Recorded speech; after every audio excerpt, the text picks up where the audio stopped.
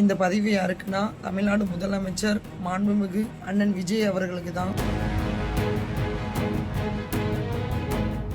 கட்சிக்குன்னு உழைச்சதுக்குன்னு ஒருத்தர் கூட என்னன்னு என்னைய ஒரு வார்த்தை கேட்கல.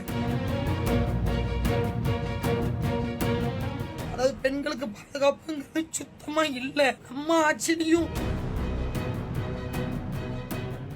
தாவேகாவின் வெற்றிக்காக வீதி வீதியாக கொடிபிடித்து பிரச்சாரம் செய்த மகளிர் அணி நிர்வாகிக்கு நடந்த கொடுமை, அந்த கொடுமைக்கு நீதி கிடைக்கும் என்று நம்பி தாவேகா ஆட்சி அமைந்ததும் தலைமைச் செயலகத்தில் மனு அளித்து கண்ணீர் வல்க வீடியோவும் வெளியிட்டார் அந்த பெண்.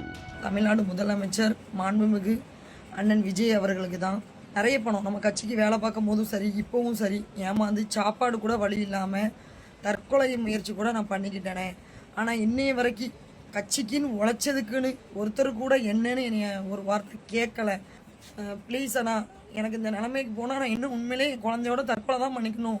தலைமைச் செயலகத்தில் முதலமைச்சரின் புகார் பிரிவில் மனு வாங்கி கொண்டாலும் எங்கே நடவடிக்கை எடுக்க போகிறார்கள் என்ற ஆற்றமையால் அழுதபடி வீடியோ வெளியிட்டிருந்தார் அந்த பெண். அதாவது பெண்களுக்கு பாதுகாப்புங்கிறது சுத்தமா இல்லை. நம்ம ஆட்சியிலையும் நானும் பேசக்கூடாதுன்னு பார்த்தேன். இல்லை, என்னால் முடியலண்ணே. எனக்கு இன்னைக்கு நைட்டுக்குள்ளே ஏதாவது தீர்வு இல்லைண்ணா. நாளைக்கு காலையில் நான் தலைமைச் செயலகத்தில் நான் தர்ணாவில் உட்காருவேனே. சாகிற வரைக்கும் நான் அங்கே உட்காந்து செத்துருவேன். அண்ணங்கிட்டே தங்கச்சிக்கு உயிர் போனதாவே இருக்கட்டும்னே. முதலமைச்சரின் புகார் பிரிவில் அளிக்கப்படும் மனுக்களுக்கு இத்தனை வேகத்தில் நடவடிக்கை இருக்கும் என்று அந்த பெண்ணே நினைத்திருக்க மாட்டார். ஆனால் முறைப்படி அந்த பெண்ணின் புகார் தூத்துக்குடி மாவட்ட காவல் கண்காணிப்பாளருக்கு அனுப்பி வைக்கப்பட்டு மகளிர் போலீசார் பாதிக்கப்பட்ட பெண்ணிடம் விசாரித்து உரிய ஆதாரங்களை பெற்றனர். வேலை வாங்கி தருவதாக அழைத்துச் சென்று பாலியல் வன்கொடுமை செய்ததாக ஸ்ரீவைகுண்டம் இளைஞரணி நிர்வாகிகளான பாலமுருகன், ஜெயபால் ஆகிய இருவரையும் கைது செய்து சிறையில் அடைத்தனர். இருவருமே எம்எல்ஏ அன்னை சரவணனின் வலது கரமாக வலம் வந்தனர். இதன் தொடர்ச்சியாக அடுத்த கட்ட போலீஸ் நடவடிக்கையில் சிக்கி இருப்பவர் ஏரல் தாவேக நகர செயலாளர் ராஜா. இவரும் எம்எல்ஏ அன்னை சரவணனின் தீவிர ஆதரவாளர். தனக்கு சொந்தமான நிலத்தை கனரா வங்கியில் அடமானம் வைத்து ராஜா கடன் பெற்ற நிலையில் நிலம் ஏலத்திற்கு வந்துள்ளது. அதனை மீட்க ஜவுளிக்கடை ஊழியர் பாபு என்பவரிடம் உதவி கேட்டுள்ளார் ராஜா.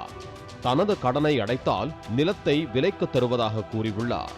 இதனை நம்பி பாபு 72 லட்சம் ரூபாயை கொடுத்திருக்கிறார். அந்த பணத்தை வைத்து கனரா வங்கி கடனை அடைத்து நிலப்பத்திரத்தை மீட்டுள்ளார் ராஜா.